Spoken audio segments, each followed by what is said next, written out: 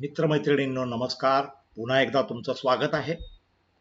आज आपण कवी कलश यांच्या बलिदानाबद्दल माहिती घेणार आहोत. अतिशय रोमांचक आणि थरारक अशा पद्धतीचा हा इतिहास आहे. 3 फेब्रुवारी 1689 मराठ्यांच्या इतिहासातील अत्यंत काळा दिवस.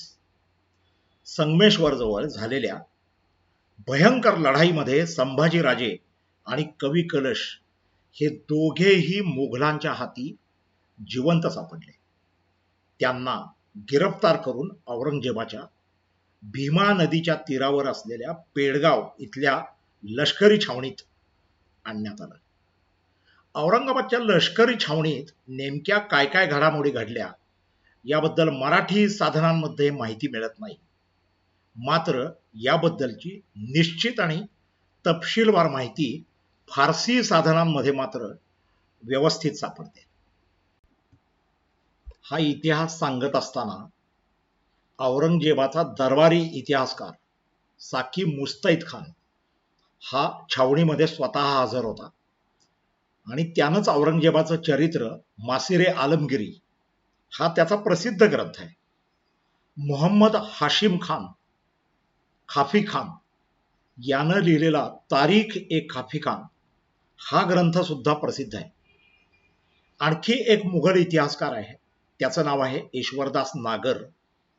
हा देखील या वेळेला छावणीमध्ये प्रत्यक्ष हजर होता आणि या दोन्ही ग्रंथांमध्ये दिलेल्या माहितीनुसार खालील वर्णन करण्यात आलेले आहे.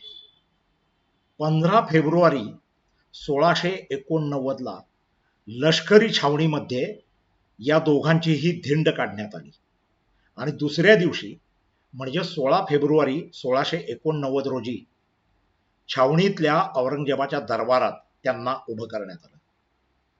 9 वर्षांचा छत्रपती संभाजी यांनी दिलेला अथक संघर्ष हा अखेरीस संपलेला होता आणि हे फार मोठं यश आहे असं औरंगजेबाला वाटत होतं. विचार करा, औरंगजेब बादशाहला संपूर्ण दक्षिण जिंकायची होती. कन्याकुमारी पर्यंत त्याला सगळा प्रदेश जिंकायचा होता. आदिलशाही 1.5 वर्षात संपली, कुतुबशाही 1 वर्षात संपली आणि त्या मानानं लहान असलेलं हे मराठ्यांचं जे राज्य होतं, शिवछत्रपतींचं स्वराज्य होतं, ते 9 वर्ष संभाजीराजेंच्या नेतृत्वाखाली भयंकर संघर्ष हा करत होतं. त्यामुळं हा संघर्ष अखेरीस संपला असा औरंगजेबाला वाटलं आणि आपला दक्षिणेतला मुक्काम आता संपणार आहे अशी त्याची खात्री पटली. सद्गदित झाला तो आणि परमेश्वराचे आभार मानण्यासाठी सिंहासनावर खाली उतरला आणि जमिनीवर गालिच्यावर बसून त्यानं अल्लाची प्रार्थना केली. त्यावेळी त्याच्या डोळ्यामधून अश्रू येऊ लागले.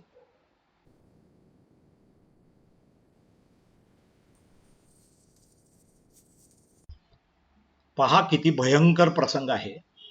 या दोघांनाही औरंगजेबाच्या समोर आणलेला आहे आणि त्यावेळेला जे शीघ्र कवी असलेले कवी कलश होते त्यांना उत्स्फूर्तपणे एक कविता सुचली आणि त्यांनी ती मोठ्या आवाजात सादर केली. खाफी खान काय सांगतो नीट पहा. खाफी खान म्हणतो त्यानुसार कलश याला आपले जीभ आणि डोळे सोडून कुठलाही अवयव हलवता सुद्धा येत नव्हता. तरी देखील त्यानं ही कविता सादर केली. खाफी खानाच्या इतिहासात या कवितेची शेवटची ओळ दिलेली आहे. मात्र पहिल्या ओळी त्याच्याकडे नाहीत, पण खाफी खानामुळं कवी कलश यांचे मृत्यू अगोदरचे जे अखेरचे शब्द होते हे तारीख ए खाफी खान या ग्रंथामध्ये लिहिले गेलेले आपल्याला सापडतात. यावन रावण की सभा संभू बंध्यो बजरंग हे राजन लहू लसत सिंदूर संप खेल्यो रणरंग. प्रचंड जखमी असताना, समुदायाकडून मोठ्या प्रमाणात हेटाळणी झालेली असताना आणि मृत्यूच्या प्रत्यक्ष दारात उभ्या असलेल्या देखील कवी कलश यांनी दाखवलेलं मनोधैर्य असामान्य कोटीतलं म्हणायला लागेल. त्यो तू तेज निहार के तख्त त्यजो अवरंग. ही पूर्ण कविता काय आहे ती आता आपण बघूया. यावन रावण की सभा शंभू बंध्यो बजरंग, लहू लसत सिंदूर सम, खूब खेल्यो रणरंग, जो रवि छवि लखत ही खद्योत होत बदरंग, त्यो तुव तेज निहारी, तखत त्यजो अवरंग, तखत त्यजो अवरंग. कवी कलश यांनी मृत्यूपूर्वी उच्चारलेले शेवटचे शब्द होते तखत त्यजो अवरंग. या कवितेचा अर्थ काय आहे? ज्याप्रमाणे रावणाच्या सभेमध्ये हनुमानाला पकडून बांधून आणलेले होते, त्याप्रमाणे हे शंभूराजा तुला देखील यवन अशा औरंगजेबाच्या दरबारात बांधून आणलेले आहे. तुझ्या अंगावर सांडलेले हे रक्त अंगाला शेंदूर फासल्याप्रमाणे चमकत आहे. अरे तू युद्धाची खूप रंगपंचमी खेळलेला आहे. जसे सूर्याचे बिंब लखलखू लागते तसा काजव्याचा प्रकाश हा पूर्णपणे नाहीसा होतो. जणू काही त्याप्रमाणेच तुझं हे तेजस्वी रूप पाहून प्रत्यक्ष बादशाह औरंगजेब हा देखील आपल्या तख्ताचा त्याग करून जमिनीवर खाली उतरलेला आहे.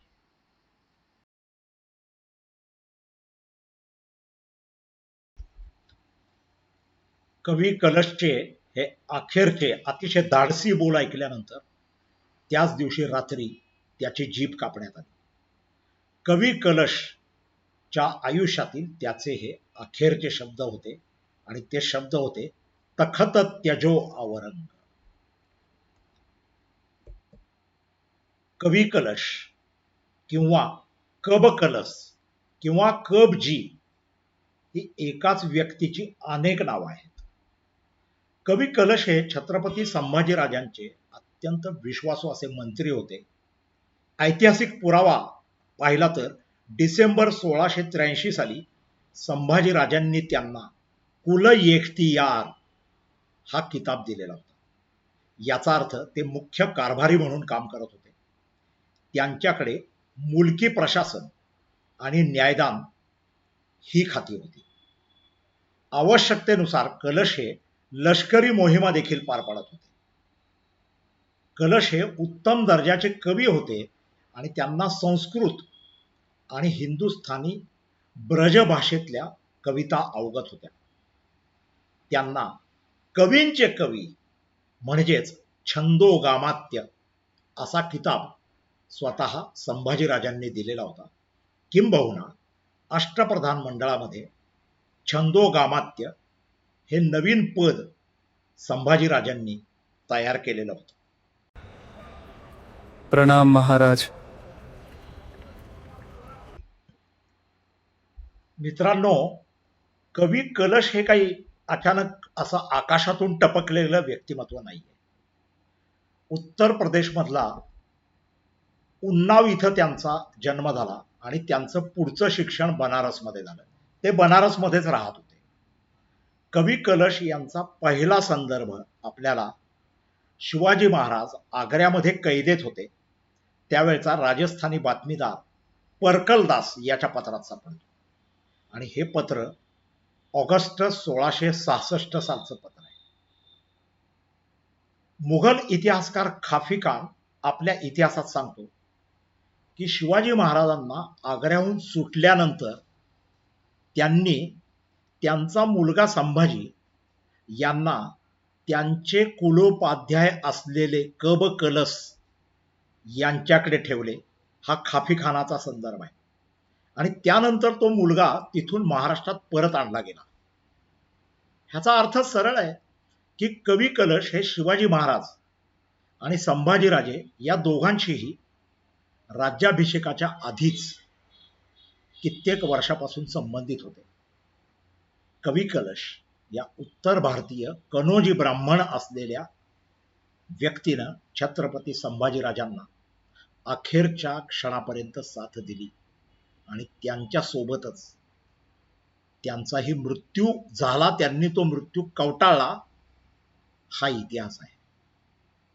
औरंगजेबाच्या दरबारात कवी कलश यांनी आपली जीभ कापण्याच्या अगोदर उच्चारलेल्या काव्यपंक्ती इतिहासामध्ये अजरामर झालेल्या आहेत. खरोखर प्रचंड धारिष्ट्य, स्वामीनिष्ठा आणि कल्पनाही करू शकणार नाही अशा पद्धतीचं एक प्रतिभावंताचं मनोधैर्य हे कवी कलश यांनी आपल्याला दाखवलेलं दिसतं. आणि शेवटचा मुद्दा सांगेन की संभाजी पुत्र छत्रपती शाहू महाराजांनी म्हणजे सातारा छत्रपती शाहूंनी संभाजी राजांच्या बरोबरच कवी कलश यांचंही वृंदावन भीमा कोरेगाव वढू या ठिकाणी बांधलेलं आहे आणि ते आजही आपल्याला पाहायला मिळतं. म्हणजे शाहू महाराजांना देखील आपल्या वडिलांच्या सोबत असलेल्या या निष्ठावंत मंत्री असलेल्या कवी कलश यांच्या बलिदानाबद्दल स्वतःला कृतज्ञता वाटत. तर मंडळी, आज आपण इथेच थांबूया. आपला संवाद चालूच राहील. या चॅनलला सबस्क्राईब करा, लाईक करा आणि महत्त्वाचं म्हणजे तुमच्या प्रतिक्रिया कमेंट बॉक्समध्ये लिहा. तुम्हाला जर एखाद्या विषयावर माझ्याकडून माहिती हवी असेल तर कृपा करून तो विषय कमेंट बॉक्समध्ये लिहा. तुमच्या सूचनांचं अत्यंत आनंदानं स्वागत आहे. धन्यवाद.